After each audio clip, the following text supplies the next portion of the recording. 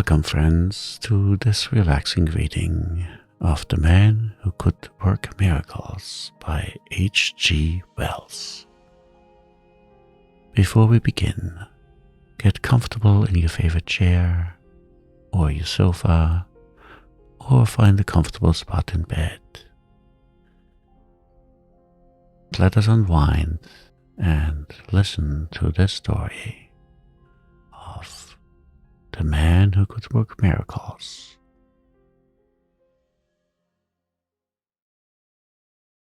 It is doubtful whether the gift was innate. For my own part, I think it came to him suddenly. Indeed, until he was 30, he was a skeptic, and did not believe in miraculous powers. And here, since it is the most convenient place, I must mention that he was a little man, and had eyes of a hot brown, very erect red hair, a moustache with ends that he twisted up, and freckles. His name was George McWhirter Fotheringay, not the sort of name by any means to lead to any expectation of miracle. And he was a clerk at Gumshots. He was greatly addicted to assertive argument.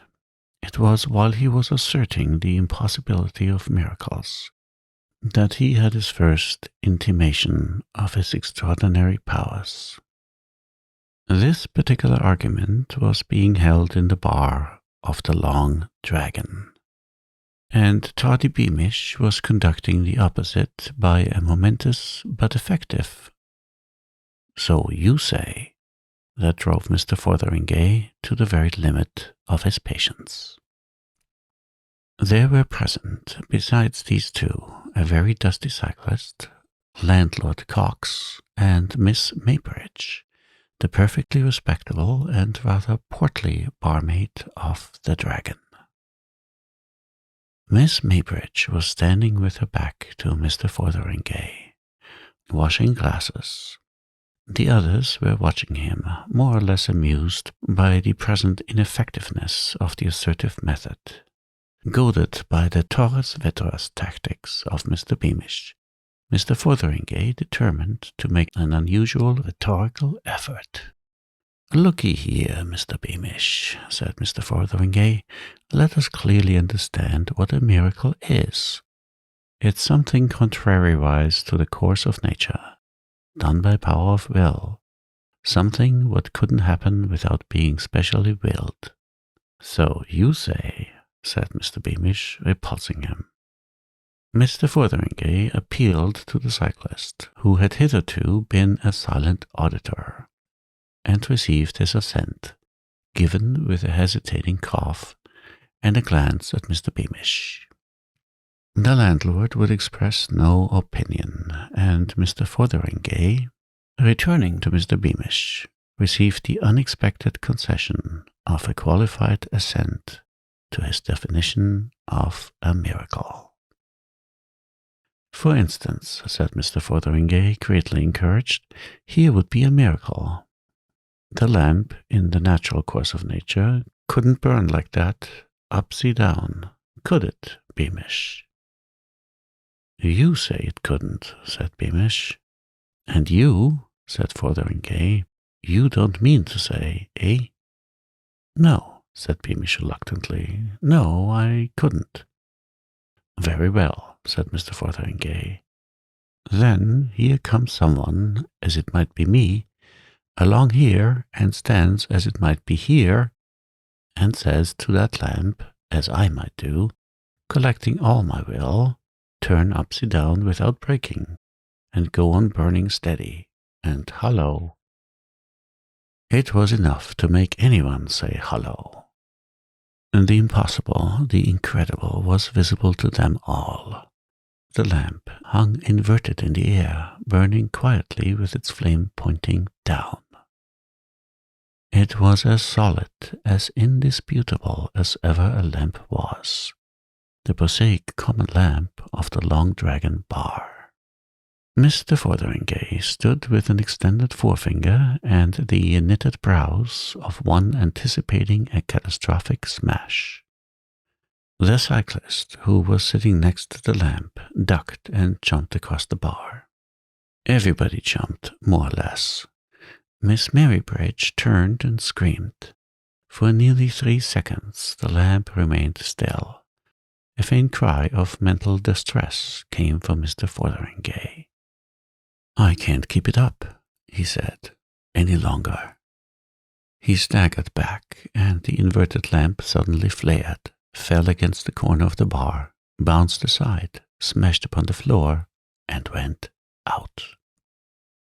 It was lucky it had a metal receiver, or the whole place would have been in a blaze. Mr. Cox was the first to speak, and his remark, shorn of needless excrescences, was to the effect that Fotheringay was a fool. Fotheringay was beyond disputing even so fundamental a proposition as that. He was astonished beyond measure at the thing that had occurred. The subsequent conversation threw absolutely no light on the matter so far as Fotheringay was concerned. The general opinion not only followed Mr. Cox very closely, but very vehemently. Everyone accused Fotheringay of a silly trick, and presented him to himself as a foolish destroyer of comfort and security. His mind was in a tornado of perplexity. He was himself inclined to agree with them, and he made a remarkably ineffectual opposition to the proposal of his departure. He went home, flushed and heated, coat collar crumpled, eyes smarting, and ears red. He watched each of the 10 street lamps nervously as he passed it. It was only when he found himself alone in his little bedroom in Church Row that he was able to grapple seriously with his memories of the occurrence and ask, what on earth happened? He had removed his coat and boots, and was sitting on the bed with his hands in his pockets, repeating the text of his defense for the 17th time. I didn't want the confounded thing to upset. When it occurred to him that at the precise moment he had said the commanding words, he had inadvertently willed the thing he said, and that when he had seen the lamp in the air, he had felt that it depended on him to maintain it there without being clear how this was to be done. He had not a particularly complex mind, or he might have stuck for a time at that inadvertently willed, embracing, as it does, the abstrusest problems of voluntary action. But as it was, the idea came to him with a quite acceptable haziness. And from that, following, as I must admit, no clear logical path, he came to the test of experiment. He pointed resolutely to his candle and collected his mind, though he felt he did a foolish thing. "Be raised up," he said, but in a second that feeling vanished. The candle was raised, hung in the air one giddy moment, and, as Mr. Fotheringay gasped, fell with a smash on his toilet table, leaving him in darkness save for the expiring glow of its wick. For a time, Mr. Fotheringay sat in the darkness, perfectly still. "It did happen after all," he said, "and how I'm to explain it, I don't know." He sighed heavily and began feeling in his pockets for a match. He could find none, and he rose and groped about the toilet table. "I wish I had a match," he said. He resorted to his coat, and there was none there. And then it dawned upon him that miracles were possible even with matches. He extended a hand and scowled at it in the dark. "Let there be a match in that hand," he said. He felt some light object fall across his palm, and his fingers closed upon a match. After several ineffectual attempts to light this, he discovered it was a safety match. He threw it down, and then it occurred to him that he might have willed it lit. He did, and perceived it burning in the midst of his toilet table mat. He caught it up hastily, and it went out.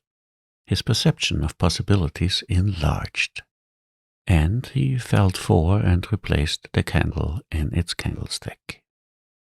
"Here, you be lit," said Mr. Fotheringay, and forthwith the candle was flaring.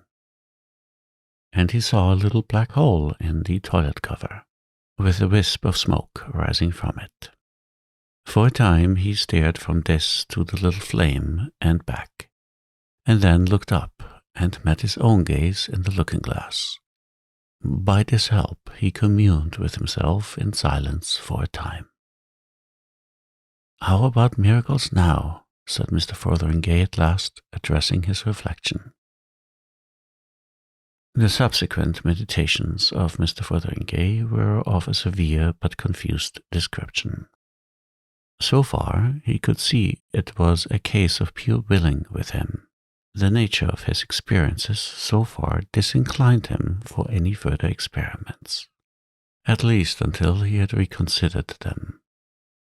But he lifted a sheet of paper and turned a glass of water pink and then green, and he created a snail, which he miraculously annihilated, and got himself a miraculous new toothbrush. Somewhere in the small hours he had reached the fact that his willpower must be of a particularly rare and pungent quality, a fact which he had indeed had inklings before, but no certain assurance. The scare and perplexity of his first discovery was now qualified by pride in this evidence of singularity, and by vague intimations of advantage.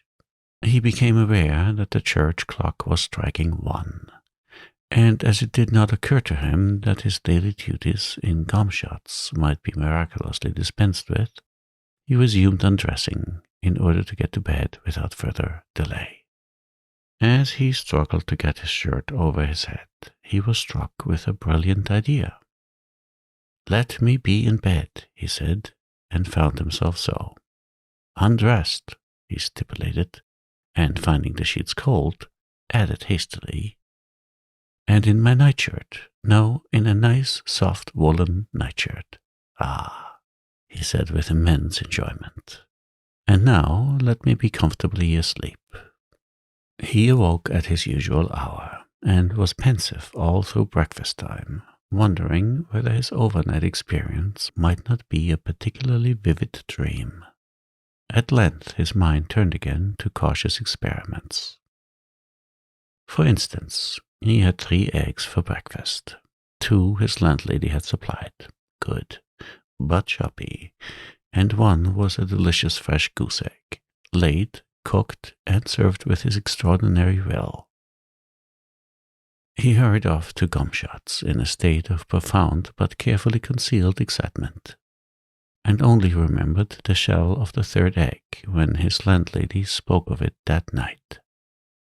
All day he could do no work because of this astonishing new self-knowledge. But this caused him no inconvenience, because he made up for it miraculously in his last 10 minutes. As the day wore on, his state of mind passed from wonder to elation, albeit the circumstances of his dismissal from the Long Dragon were still disagreeable to recall, and a garbled account of the matter that had reached his colleagues led to some badinage. It was evident he must be careful how he lifted frangible articles. But in other ways his gift promised more and more as he turned it over in his mind. He intended, among other things, to increase his personal property by unostentatious acts of creation. He called into existence a pair of very splendid diamond studs, and hastily annihilated them again as young Gumshot came across the counting-house to his desk. He was afraid young Gumshot might wonder how he had come by them.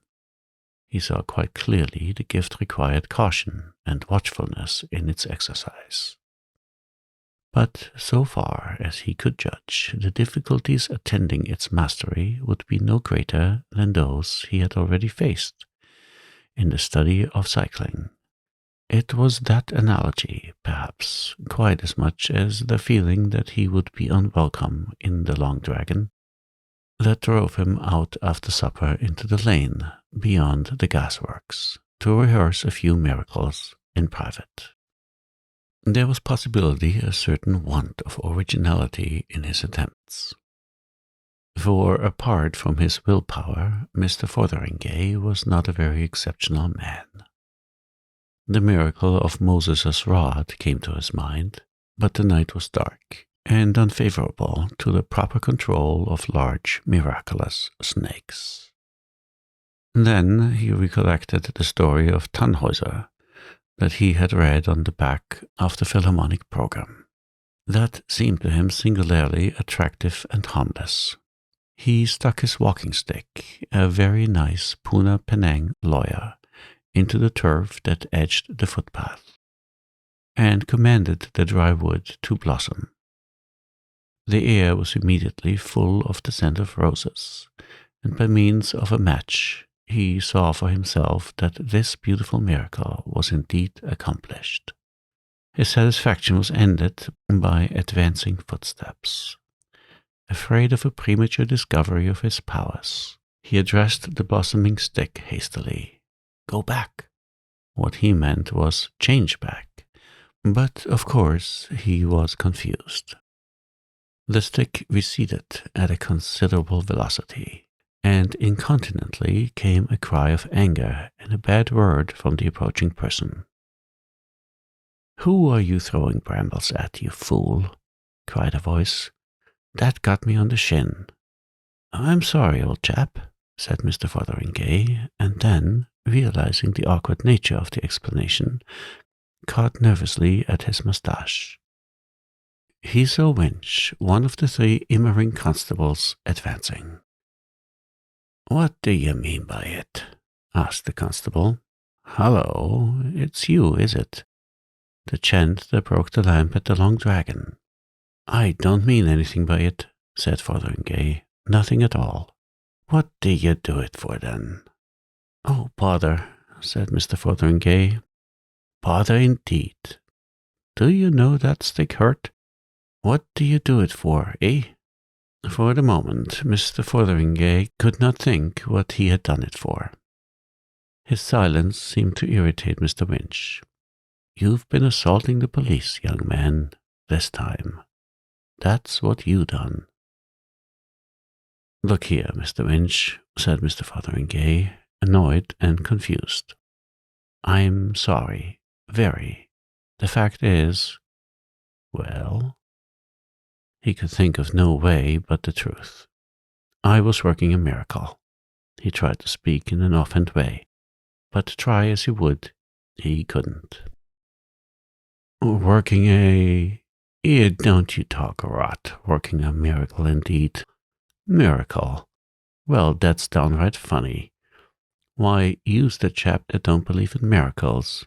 Fact is, this is another of your silly conjuring tricks. That's what this is. Now, I tell you."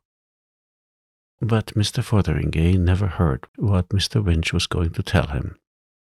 He realized he had given himself away, flung his valuable secret to all the winds of heaven. A violent gust of irritation swept him to action.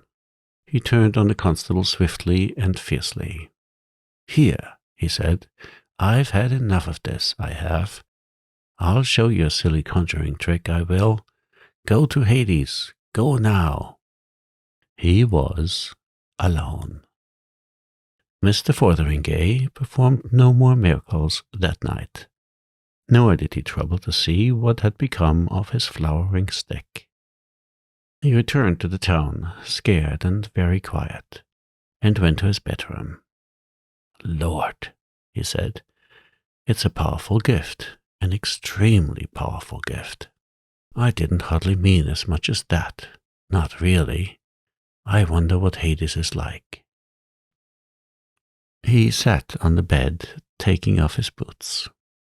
Struck by a happy thought, he transferred the constable to San Francisco, and without any more interference with normal causation, went soberly to bed. In the night, he dreamt of the anger of Winch.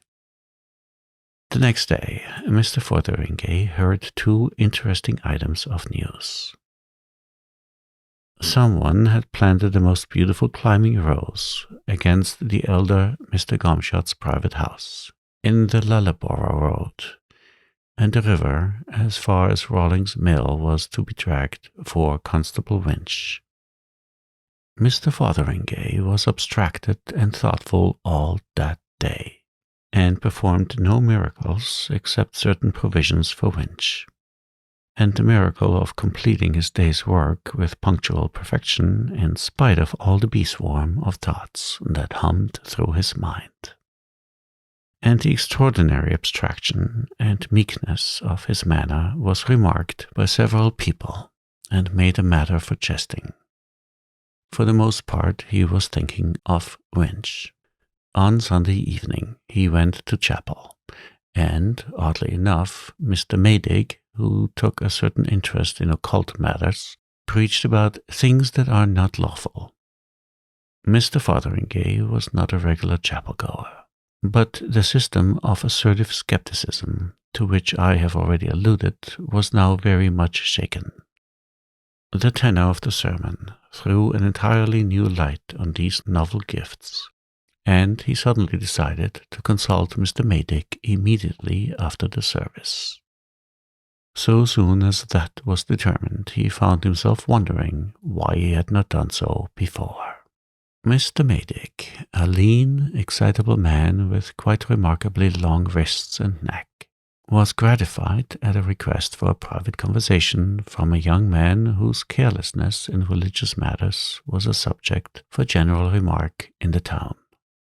After a few necessary delays, he conducted him to the study of the manse, which was contiguous to the chapel, seated him comfortably, and, standing in front of a cheerful fire, his legs threw a Rhodian arc of shadow on the opposite wall, requested Mr. Fotheringay to state his business. At first, Mr. Fotheringay was a little abashed, and found some difficulty in opening the matter. "You will scarcely believe me, Mr. Maydig, I am afraid," and so forth for some time. He tried a question at last, and asked Mr. Maydig his opinion of miracles. Mr. Maydig was still saying, "Well," in an extremely judicial tone, when Mr. Fotheringay interrupted again. "You don't believe, I suppose, that some common sort of person, like myself, for instance, as it might be sitting here now, might have some sort of twist inside him that made him able to do things by his will?" "It's possible," said Mr. Maydig. "Something of the sort, perhaps, is possible. If I might make free with something here, I think I might show you by a sort of experiment," said Mr. Fotheringay. "Now take the tobacco jar on the table, for instance. What I want to know is whether what I am going to do with it is a miracle or not. Just half a minute, Mr. Maydig, please." He knitted his brows, pointed to the tobacco jar, and said, "Be a bowl of violets." The tobacco jar did as it was ordered. Mr. Maydig started violently at the change, and stood looking from the thaumaturgist to the bowl of flowers. He said nothing. Presently he ventured to lean over the table and smell the violets. They were fresh-picked and very fine ones. Then he stared at Mr. Fotheringay again. "How did you do that?" he asked. Mr. Fotheringay pulled his moustache. "Just hold it, and there you are. Is that a miracle, or is it black art, or what is it? And what do you think's the matter with me? That's what I want to ask. It's a most extraordinary occurrence. And this day last week, I knew no more that I could do things like that than you did. It came quite sudden. It's something odd about my will, I suppose, and that's as far as I can see. Is that the only thing? Could you do other things besides that? Lord, yes, said Mr. Fotheringay. Just anything. He thought, and suddenly recalled a conjuring entertainment he had seen. Here, he pointed. Change into a bowl of fish. No, not that. Change into a glass bowl full of water with goldfish swimming in it. That's better. You see that, Mr. Maydig? It's astonishing. It's incredible. You're either a most extraordinary... But no. I could change it into anything, said Mr. Fotheringay. Just anything. Here, be a pigeon, will you? In another moment, a blue pigeon was fluttering around the room and making Mr. Maydig duck every time it came near him. Stop there, will you? Said Mr. Fotheringay, and the pigeon hung motionless in the air. I could change it back to a bowl of flowers, he said, and after replacing the pigeon on the table, worked that miracle. I expect you will want your pipe in a bit, he said, and restored the tobacco jar. Mr. Maydig had followed all these later changes in a sort of ejaculatory silence. He stared at Mr. Fotheringay and in a very gingerly manner picked up the tobacco jar, examined it, replaced it on the table. Well, was the only expression of his feelings. Now, after that, it's easier to explain what I came about, said Mr. Fotheringay, and proceeded to a lengthy and involved narrative of his strange experiences, beginning with the affair of the lamp in the Long Dragon, and complicated by persistent allusions to Winch. As he went on, the transient pride Mr. Maydig's consternation had caused passed away. He became the very ordinary Mr. Fotheringay of everyday intercourse again. Mr. Maydig listened intently, the tobacco jar in his hand, and his bearing changed also with the course of the narrative. Presently, while Mr. Fotheringay was dealing with the miracle of the third egg, the minister interrupted with a fluttering, extended hand. It is possible, he said. It is credible. It is amazing, of course, but it reconciles a number of amazing difficulties. The power to work miracles is a gift, a peculiar quality like genius or second sight. Hitherto it has come very rarely and to exceptional people. But in this case, I have always wondered at the miracles of Mohammed, and at Yogi's miracles, and the miracles of Madame Blavatsky. But of course, yes, it is simply a gift. It carries out so beautifully the arguments of that great thinker. Mr. Maydig's voice sank. His Grace the Duke of Argyll. Here we plumb some profounder law, deeper than the ordinary laws of nature. Yes, yes, go on, go on. Mr. Fotheringay proceeded to tell his misadventure with Winch, and Mr. Maydig, no longer overawed or scared, began to jerk his limbs about and interject astonishment. It's this what troubled me the most, proceeded Mr. Fotheringay. It's this I'm most immediately in want of advice for. Of course, he's at San Francisco, wherever San Francisco may be. But of course, it's awkward for both of us, as you'll see, Mr. Maydig. I don't see how he can understand what has happened, and I dare say he's scared and exasperated something tremendous, and trying to get at me. I dare say he keeps on starting off to come here. I send him back, by miracle, every few hours when I think of it. And of course, that's a thing he won't be able to understand, and it's bound to annoy him. And of course, if he takes a ticket every time, it will cost him a lot of money. I done the best I could for him, but of course, it's difficult for him to put himself in my place. I thought afterwards that his clothes might have got scorched, if Hades is all it's supposed to be, before I shifted him. In that case, I suppose, they'd have locked him up in San Francisco. Of course, I willed him a new suit of clothes on him directly I thought of it. But you see, I'm already in a deuce of a tangle. Mr. Maydick looked serious. I see you are in a tangle. Yes, it's a difficult position. How you are to end it? He became diffuse and inconclusive. However, we'll leave Winch for a little and discuss the larger question. I don't think this is a case of the black art or anything of the sort. I don't think there's any taint of criminality about it at all, Mr. Fotheringay. None whatever. Unless you're suppressing material facts. No, it's miracles, pure miracles. Miracles, if I may say so, over the very highest class. He began to pace the hearthrug and gesticulate, while Mr. Fotheringay sat with his arm on the table and his head on his arm, looking worried. I don't see how I'm to manage about Winch, he said. A gift of working miracles, apparently a very powerful gift, said Mr. Maydick. We'll find a way about Winch, never fear. My dear sir, you are a most important man, a man of the most astonishing possibilities. As evidence, for example, and in other ways, the things you may do.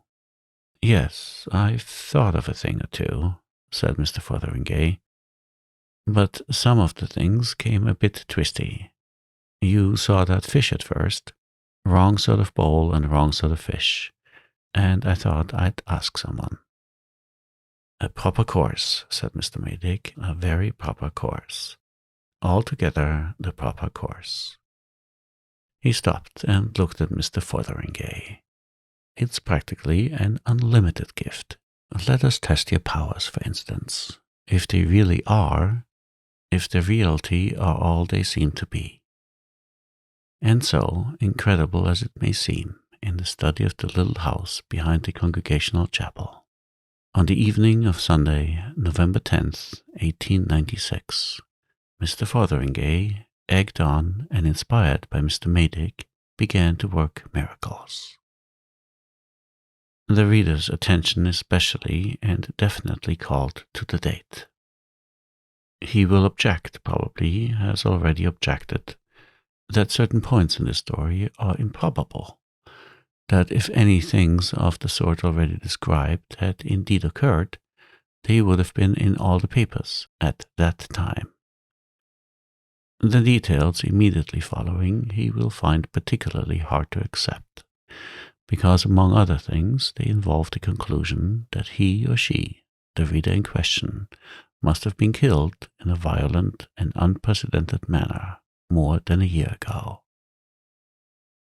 Now, a miracle is nothing if not improbable, and as a matter of fact, the reader was killed in a violent and unprecedented manner in 1896.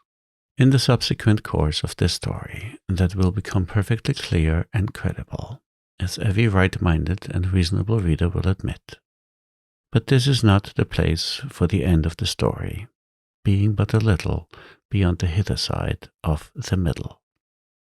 And at first, the miracles worked by Mr. Fotheringay were timid little miracles. Little things with the cups and parlor fitments, as feeble as the miracles of theosophists, and feeble as they were received with awe by his collaborator. He would have preferred to settle the Winch business out of hand, but Mr. Maydick would not let him. But after they had worked a dozen of these domestic trivialities, their sense of power grew. Their imagination began to show signs of stimulation, and their ambition enlarged. Their first larger enterprise was due to hunger, and the negligence of Mrs. Minchin, Mr. Maydick's housekeeper.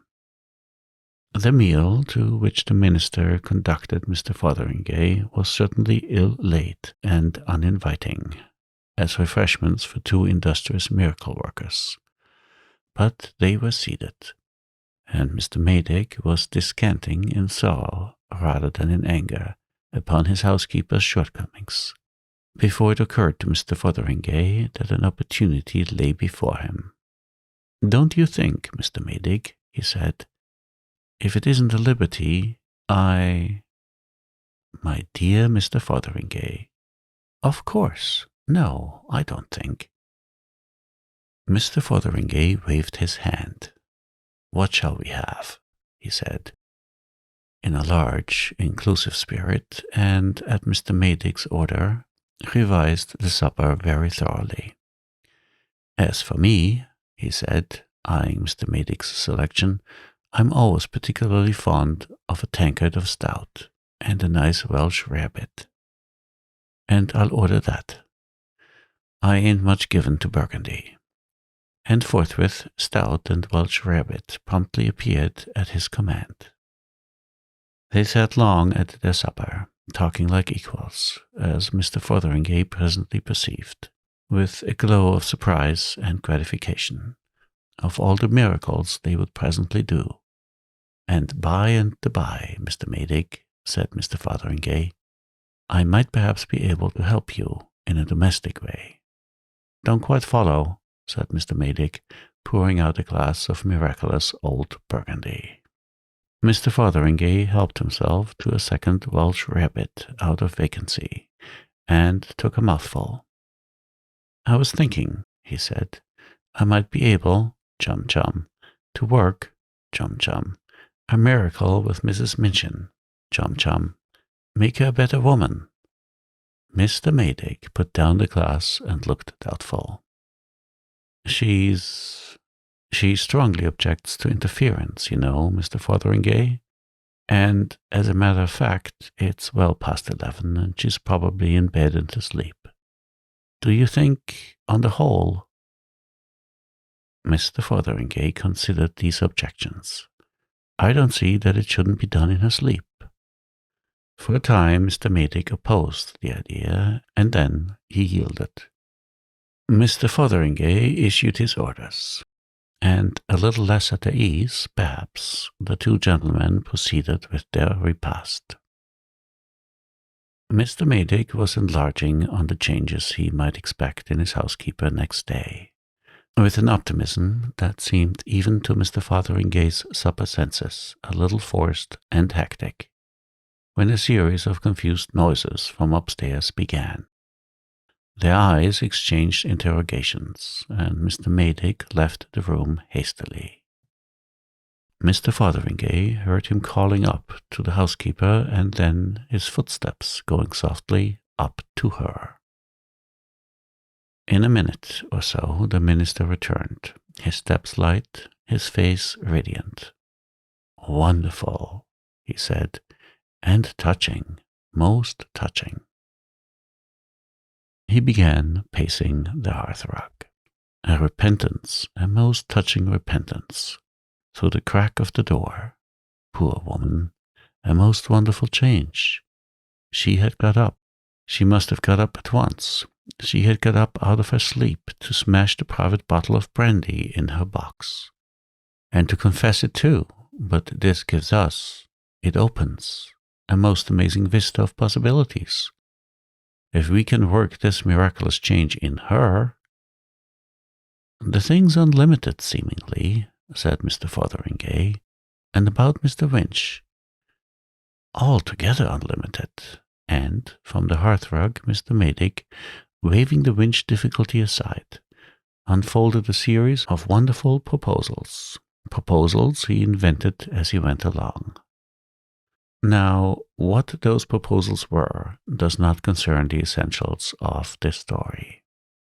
Suffice it that they were designed in a spirit of infinite benevolence, the sort of benevolence that used to be called postprandial. Suffice it, too, that the problem of Winch remained unsolved. Nor is it necessary to describe how far that series got to its fulfillment. There were astonishing changes, The small hours found Mr. Maydick and Mr. Fotheringay careering across the chilly market square, under the still moon, in a sort of ecstasy of thaumaturgy.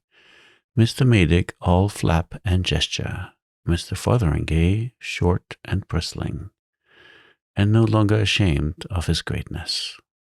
They had reformed every drunkard in the parliamentary division, changed all the beer and alcohol to water. Mr. Maydick had overruled Mr. Fotheringay on this point. They had further greatly improved the railway communication of the place, drained Flinders Swamp, improved the soil of One Tree Hill, and cured the vicar's wart. And they were going to see what could be done with the injured pier at Southbridge. "The place," gasped Mr. Maydick, "won't be the same place tomorrow. How surprised and thankful everyone will be." And just at that moment the church clock struck 3. "I say," said Mr. Fotheringay, "that's 3 o'clock. I must be getting back. I've got to be at business by 8. And besides, Mrs. Wims—" "We are only beginning," said Mr. Maydick, full of the sweetness of unlimited power. "We are only beginning. Think of all the good we're doing. When people wake—" "But," said Mr. Fotheringay. Mr. Maydick gripped his arm suddenly. His eyes were bright and wild. "My dear chap," he said, "there's no hurry. Look," he pointed to the moon at the zenith. "Joshua." "Joshua?" said Mr. Fotheringay. "Joshua," said Mr. Maydick. "Why not? Stop it." Mr. Fotheringay looked at the moon. "That's a bit tall," he said after a pause. "Why not?" said Mr. Maydick. "Of course it doesn't stop. You stop the rotation of the earth, you know. Time stops. It isn't as if we were doing harm." Said Mr. Fotheringay. "Well," he sighed, "I'll try. Here." He buttoned up his jacket and addressed himself to the habitable globe, with as good an assumption of confidence as lay in his power. "Just stop rotating, will you?" said Mr. Fotheringay. Incontinently, he was flying head over heels through the air at the rate of dozens of miles a minute. In spite of the innumerable circles he was describing per second, he thought, for thought is wonderful, sometimes as sluggish as flowing pitch, sometimes as instantaneous as light. He thought in a second, and willed, "Let me come down safe and sound. Whatever else happens, let me down safe and sound." He willed it only just in time, for his clothes, heated by his rapid flight through the air, were already beginning to singe. He came down with a forcible, but by no means injurious, bump in what appeared to be a mound of fresh-turned earth. A large mass of metal and masonry, extraordinarily like the clock tower in the middle of the market square, hit the earth near him, ricocheted over him, and flew into stonework, bricks, and cement like a bursting bomb. A hurtling cow hit one of the larger blocks and smashed like an egg. There was a crash that made all the most violent crashes of his past life seem like the sound of falling dust. And this was followed by a descending series of lesser crashes. A vast wind roared throughout earth and heaven, so that he could scarcely lift his head to look.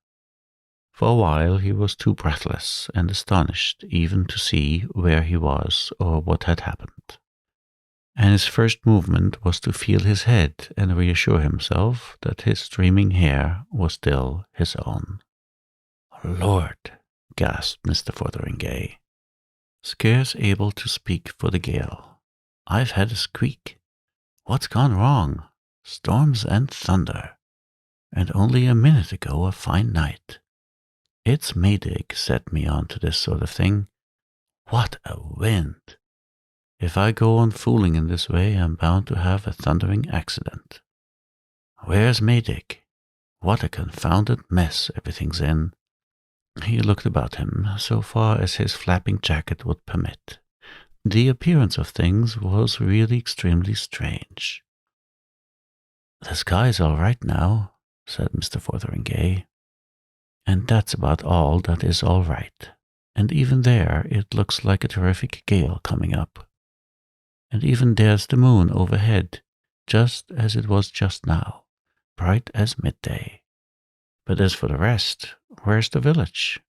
Where's anything? And what on earth set this wind a-blowin'? I didn't order no wind." Mr. Fotheringay struggled to get to his feet in vain, and, after one failure, remained on all fours, holding on. He surveyed the moonlit world to leeward, with the tails of his jacket streaming over his head. "There's something seriously wrong," said Mr. Fotheringay, "and what it is, goodness knows." Far and wide, nothing was visible in the white glare through the haze of dust that drove before a screaming gale, but tumbled masses of earth and heaps of inchoate ruins. No trees, no houses, no familiar shapes, only a wilderness of disorder, vanishing at last into the darkness beneath the whirling columns and streamers, the lightnings and thunderings of a swiftly rising storm. Near him, in the livid glare, was something that might once have been an elm tree, a smashed mass of splinters, shivered from boughs to base, and further a twisted mass of iron girders. Only too evidently the viaduct rose out of the piled confusion. You see, when Mr. Fotheringay had arrested the rotation of the solid globe, he had made no stipulation concerning the trifling movables upon its surface. And the earth spins so fast that the surface at its equator is traveling at rather more than 1,000 miles an hour, and in these latitudes at more than half that pace. So that the village and Mr. Maydig and Mr. Fotheringay and everybody and everything had been jerked violently forward at about 9 miles per second. That is to say, much more violently than if they had been fired out of a cannon. And every human being, every living creature, every house and every tree, all the world as we know it, had been so jerked and smashed and utterly destroyed. That was all. These things Mr. Fotheringay did not, of course, fully appreciate. But he perceived that his miracle had miscarried, and with that a great disgust of miracles came upon him. He was in darkness now, for the clouds had swept together and blotted out his momentary glimpse of the moon, and the air was full of fitful, struggling, tortured wraiths of hail. A great roaring of wind and waters filled the earth and sky, and peering under his hand, through the dust and sleet to windward, he saw by the play of the lightnings a vast wall of water pouring towards him. "Maydig!" screamed Mr. Fotheringay's feeble voice amid the elemental uproar. "Here, Maydig!" "Stop!" cried Mr. Fotheringay to the advancing water. "Oh, for goodness' sake, stop!" "Just a moment," said Mr. Fotheringay to the lightnings and thunder. "Stop just a moment while I collect my thoughts. And now what shall I do?" he said. "What shall I do? Lord, I wish Maydig was about." "I know," said Mr. Fotheringay, "and for goodness' sake, let's have it right this time." He remained on all fours, leaning against the wind, very intent to have everything right. "Ah," he said, "let nothing what I'm going to order happen until I say off. Lord, I wish I'd thought of that before." He lifted his little voice against the whirlwind, shouting louder and louder in the vain desire to hear himself speak. Now then, here goes. Mind about that what I said just now. In the first place, when all I've got to say is done, let me lose my miraculous power. Let my will become just like anybody else's will. And all these dangerous miracles be stopped. I don't like them. I'd rather I didn't work 'em. Ever so much. And that's the thing. And the second is, let me be back just before the miracles begin. Let everything be just as it was, before that blessed lamp turned up. It's a big job, but it's the last. Have you got it? No more miracles. Everything as it was.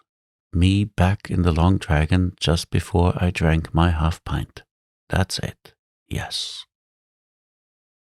He dug his fingers into the mold, closed his eyes, and said, "Off." Everything became perfectly still. He perceived that he was standing erect. "So you say," said a voice. He opened his eyes. He was in the bar of the Long Dragon, arguing about miracles with Toddy Beamish. He had a vague sense of some great thing forgotten that instantaneously passed. You see that, except for the loss of his miraculous powers, everything was back as it had been.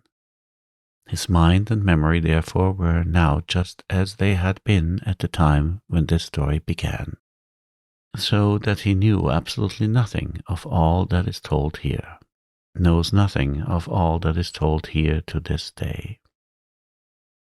And among other things, of course, he still did not believe in miracles. "I tell you that miracles, properly speaking, can't possibly happen," he said, "whatever you like to hold, and I'm prepared to prove it up to the hilt." "That's what you think," said Toddy Beamish, "and prove it if you can." "Looky here, Mr. Beamish," said Mr. Fotheringay, "let us clearly understand what a miracle is. It's something contrariwise to the course of nature, done by power of will."